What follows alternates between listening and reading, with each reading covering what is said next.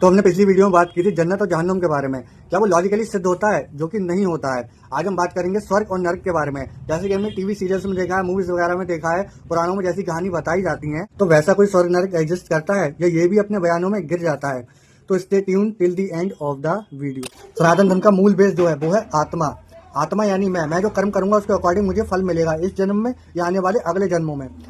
कर्मों को भी 3 प्रकार में डिवाइडेड किया गया है, संचित, प्रारब्ध और क्रियमाण।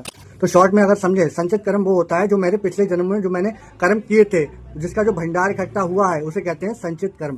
प्रारब्ध वो होता है जो उस भंडार में से मुझे जो फल मिल रहा है अभी, वो होता है प्रारब्ध।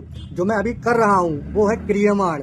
तो ये 3 प्रकार के कर्म हैं। सनातन धर्म के जो मूल ग्रंथ हैं, वेद, उपनिषद, दर्शन, मनुस्मृति, गीता, सब रीबर्थ की बात करते हैं, पुनर्जन्म की ही बात करते हैं।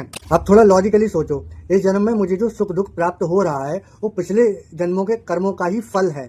अगर कोई अलग से स्वर्ग नरक होता, यानी कि मैंने जो अच्छा किया है तो स्वर्ग जाता मैं, तो फिर जो मैंने अच्छे और बुरा जो किया है उसके बदले वहां से फिर मुझे शिफ्ट नरक में करते। लेकिन ऐसा नहीं है, स्वर्ग हमें हमेशा के लिए ही मिलता है। तो फिर जो बुरा जो कर्म है उसका जो फल है वो कहाँ मिलेगा? वो मिलेगा ही नहीं। ये तो नॉनसेंस बात हो गई। उपनिषद तो डायरेक्ट मोक्ष की ही बात करते हैं। अगर अच्छे कर्म स्वर्ग लेकर जाते हैं, बुरे कर्म नर्क लेकर जाते हैं, तो फिर मोक्ष क्या है? मोक्ष का कंसेप्ट ही खत्म हो जाएगा।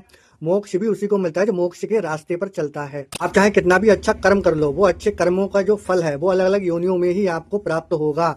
उसके लिए आपको अलग से स्वर्ग और नर्क जाने की जरूरत नहीं है, क्योंकि रीबर्थ का कॉन्सेप्ट आप में पहले से ही है। अगर नहीं होगा तो ये कॉन्ट्राडिक्शन हो जाएगा। अगर रेफरेंसेस की बात की जाए तो भगवत गीता का 22वां श्लोक कहता है, जैसे मनुष्य पुराने कपड़े बदल के नए कपड़े धारण करता है, वैसे ही आत्मा पुराना शरीर छोड़ के नया शरीर धारण करती है अपने कर्मों के अनुसार। दूसरा रेफरेंस है योग दर्शन के दूसरे पाठ के 22वें सूक्त का। वो कहता है कर्माशय से भोग, योनि और आयु प्राप्त होती है। तीसरा रेफरेंस है बृहदारण्यक उपनिषद के 4.4.5 से। वो कहता है मनुष्य जैसा कर्म करता है वैसा ही वो बनता है।